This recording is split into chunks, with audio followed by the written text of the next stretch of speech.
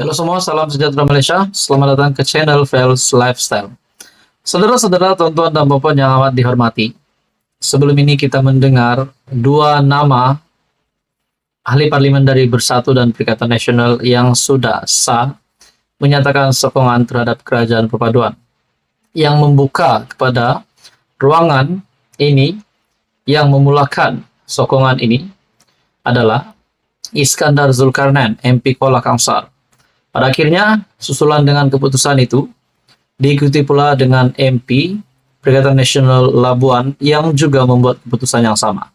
Nah, apa yang berlaku di dalam Perikatan Nasional selepas dua MP ini sah menyatakan sokongan terhadap kerajaan perpaduan? Ini disebabkan juga karena mungkin keadaan pengundi yang amat memerlukan peruntukan daripada kerajaan, dan dengan itu, dengan menyatakan sokongan terhadap kerajaan perpaduan, MP Pembangkang akan mendapatkan peruntukan.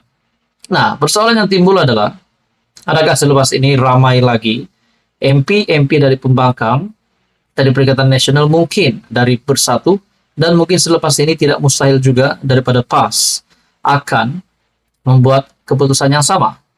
Nah, saudara-saudara, satu ulasan dari Syabudin Husin ataupun syabudin.com, simpan pun tak guna, lebih baik Bersatu pecat segera dua ahli parlimennya yang kini sokong Anwar. Sehingga ini sudah dua ahli parlimen blok Pembangkang mengumumkan sokongan mereka kepada Perdana Menteri Datuk Seri Anwar Ibrahim. Kedua-duanya adalah daripada Bersatu, Iskandar Zulkarnain, Kuala Kangsar, dan Suhaili Abdul Rahman dari Labuan. Meski berada di blok yang berbeza, sokongan yang mereka berikan kepada Anwar selaku Perdana Menteri tidak bercanggah dengan akta lompat parti kerana mereka tidak keluar parti dan tidak juga melompat menyertai parti lain. Kedua-duanya masih ingin kekal sebagai ahli Bersatu, malah mengatakan akan tetap taat dan setia kepada parti itu. Yang menyebabkan mereka memberi sokongan kepada Perdana Menteri hanya kerana berharap dengan sokongan yang diberikan itu, peruntukan keuangan daripada kerajaan diberikan kepada mereka sebagai ahli parlimen blok Pembangkang. Kononnya, tanpa peruntukan daripada kerajaan, tugas menjaga kawasan dan memberi bantuan kepada pengundi menjadi kerja yang amat payah. Lalu, sebab itulah mereka memilih untuk menyokong kerajaan. Wahimah berada di blok Pembangkang. Walaupun tindakan kedua-dua ahli parlimen itu tidak bertentangan dengan akta anti lompat parti, namun ia sudah tentu salah daripada segi moral, etika, kejujuran, harga diri, dan janji kepada parti, serta pengundi ketika mereka bertanding dulu.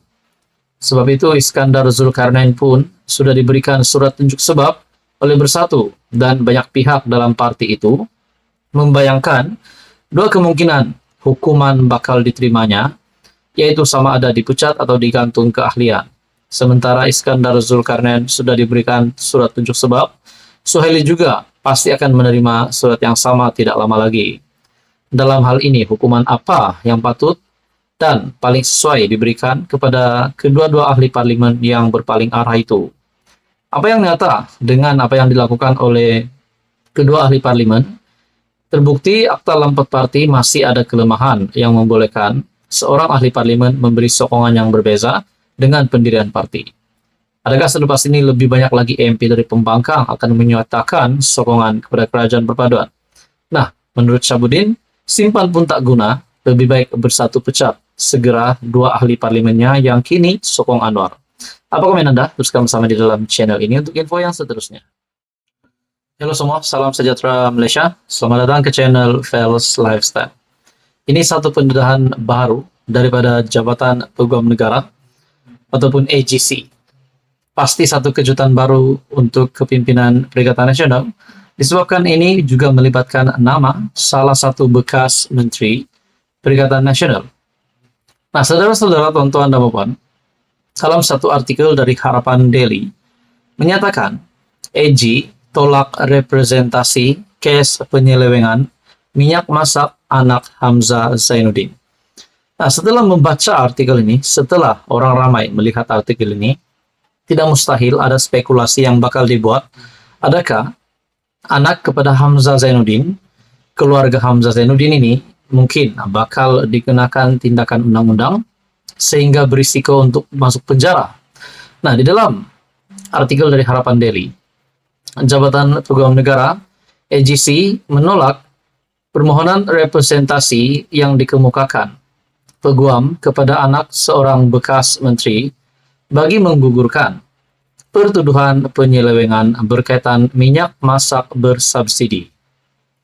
Perkara itu dimaklumkan Timbalan Pendakwa Raya Kementerian Perdagangan Dalam Negeri KPDN Nur Alimah Muhammad Sanusi di hadapan Hakim Mazni Nawi pada prosiding di Mahkamah Session Seremban.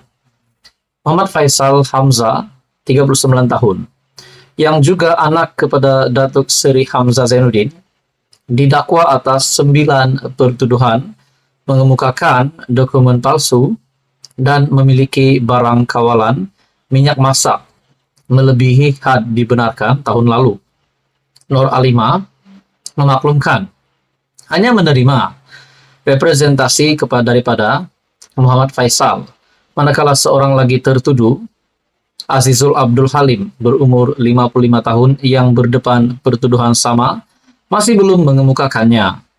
Pada tarik lalu, prosiding pihak peguam bela, Azizul ada menyatakan akan hantar representasi tetapi sehingga kini belum dihantar. Bagi representasi dihantar, peguam Faisal ditolak, mohon ditetapkan tarik bicara kes ini, katanya. Terdahulu, peguam Nasuha Badrul Din dan Indran Kumaraguru yang mewakili Muhammad Faisal berkata, pihaknya menghantar permohonan representasi pada 28 Jun lalu. Sementara peguam Hasnan Hamzah yang mewakili Azizul pula memberitahu mahkamah bahwa pihaknya belum menghantar permohonan representasi. Namun, bagi memudahkan mahkamah, beliau meminta mahkamah menetapkan tarik bicara. Mahkamah kemudiannya menetapkan perbicaraan pada 5 Jun, 7, 14, 21, dan 28 Agustus 2024 dengan memanggil 15 saksi untuk memberikan keterangan. Media pada 5 April lalu melaporkan 2 pengarah syarikat termasuk anak bekas menteri dihadapkan Mahkamah Session Seremban atas 9 pertuduhan mengemukakan dokumen palsu dan memiliki barang kawalan minyak masak melebihi had dibenarkan. Muhammad Faisal dan Azizul bagaimanapun mengaku tidak bersalah di hadapan Mazni selepas kertas pertuduhan dibacakan. Mengikut pertuduhan, kedua-dua tertuduh sebagai pengarah syarikat Rimba Merpati Sendang Berhad dan pemegang lesen borong barang kawalan berjadwal memberikan maklumat palsu kepada KPDN semasa mengemukakan maklumat dalam borang arahan yang berada dalam simpanan berkaitan barang kawalan di bawah Section 8 Akta Kawalan Bekalan 1961 berhubung dokumen invoice penjualan minyak masak kepada Pasar Segaradin Maju. Kesalahan dilakukan kira-kira pukul 5 petang di pejabat KPDN Seremban 2 pada 12 Agustus 2022. Nah, saudara-saudara, adakah dengan ini kesalahan yang dilakukan? Oleh itu, tertuduh didakwa melakukan kesalahan yang boleh dihukum di bawah Section 22 1 dalam kurungan 1 Akta Kawalan Bekalan 1961 dibaca bersama Section 22 dalam kurungan 4 akta yang sama dan dibaca bersama Section 34 Kanun Keseksaan. Apa komen Anda, saudara-saudara? Apakah kesan kepada keluarga Hamzah Zainuddin selepas ini? Sekian saja untuk kali ini. Teruskan bersama di dalam channel ini untuk info yang seterusnya. Mohon bantu channel ini dengan menekan butang like, share, dan juga subscribe.